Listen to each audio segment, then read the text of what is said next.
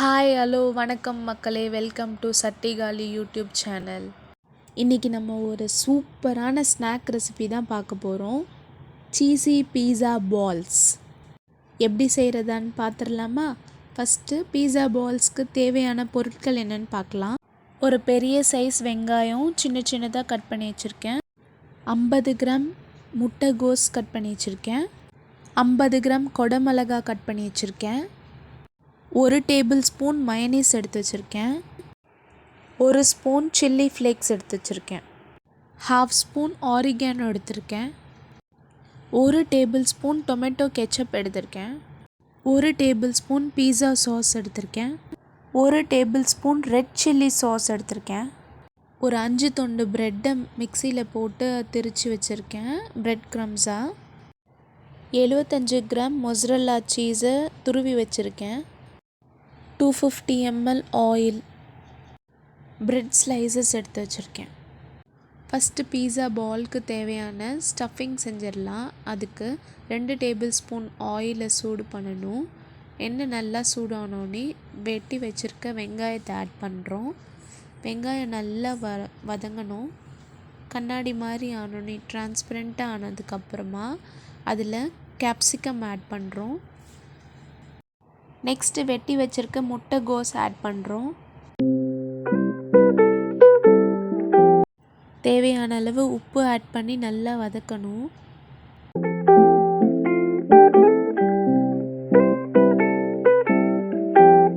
வெங்காயம் நல்லா வதங்கினோடனே அதில் கொஞ்சோண்டு சில்லி ஃப்ளேக்ஸ் ஆட் பண்ணுறோம். நெக்ஸ்ட்டு 1/2 ஸ்பூன் ஆரிகானோ ஆட் பண்ணுறோம்.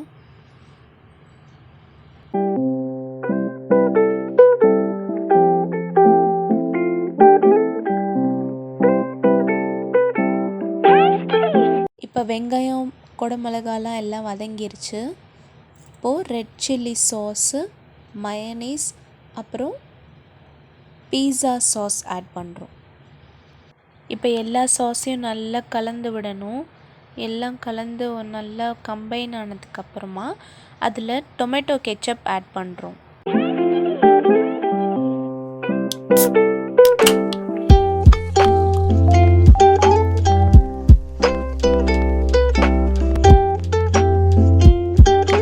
கெச்சப் ஆட் பண்ணதுக்கப்புறமா ஸ்டவ் ஆஃப் பண்ணிவிட்டு நல்லா ஆறுனதுக்கப்புறமா மொசரல்லா சீஸ் ஆட் பண்ணணும். சீஸை நல்லா கலந்து விட்டுட்டா நம்மளோட ஸ்டஃபிங் ரெடி ஆகிடும். இதை தனியாக எடுத்து வச்சுக்கணும். நெக்ஸ்ட்டு பீஸா பால்ஸ் பொரிக்கிறதுக்கு எண்ணெயை சூடு பண்ணணும். நெக்ஸ்ட்டு பால்ஸ் ரெடி பண்ணிடலாம். அதுக்கு 2 துண்டு ப்ரெட்டை தண்ணியில் நனைச்சி எக்ஸஸ் வாட்டரை ஸ்க்வீஸ் அவுட் பண்ணி எடுக்கிறேன்.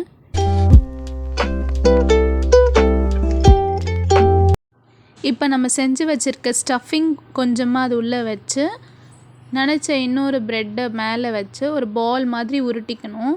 எக்ஸஸாக தண்ணி இருந்ததுன்னா அதிகமாக இருக்க தண்ணியை புழிஞ்சு எடுத்துக்கணும். பால் மாதிரி வந்ததுக்கப்புறமா தனியாக எடுத்து வச்சுக்கணும். இப்போ இதே மாதிரி எல்லா பால்ஸையும் பண்ணி வச்சுக்கலாம்.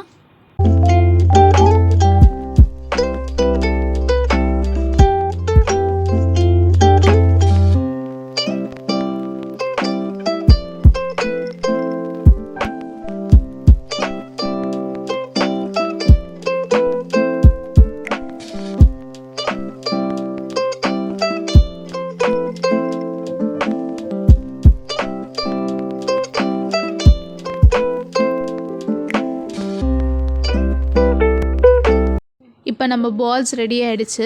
அதை ப்ரெட் க்ரம்ஸில் முக்கி எடுத்து எல்லா பக்கமும் ஒன்றா ஒரே மாதிரி கோட் ஆகிற மாதிரி ப்ரெட் க்ரம்ஸை கோட் பண்ணிவிட்டு எண்ணெயில் போட்டு பொரிச்சு எடுத்துடலாம்.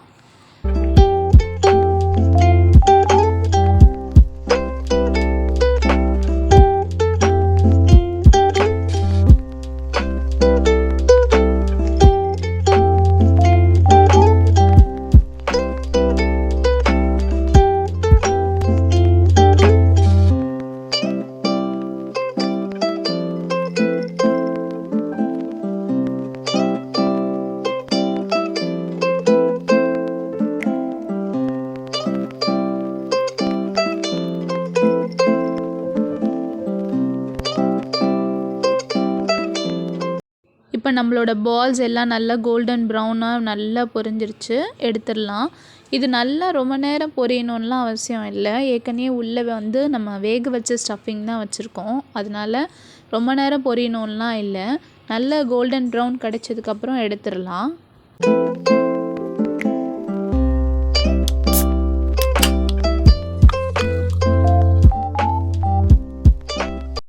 இப்போ நம்மளோட சூப்பரான சீஸி பீஸா பால்ஸ் ரெடி ஆகிடுச்சு.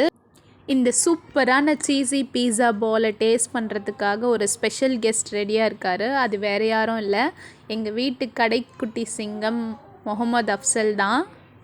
வாங்க அவரோட ரியாக்ஷனை காட்டுறேன்.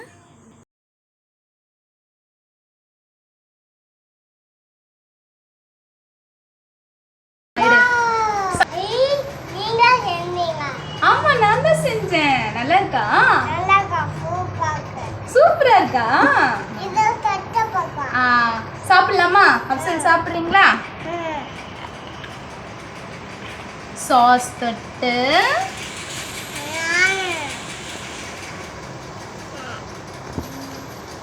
எப்படி இருக்கு?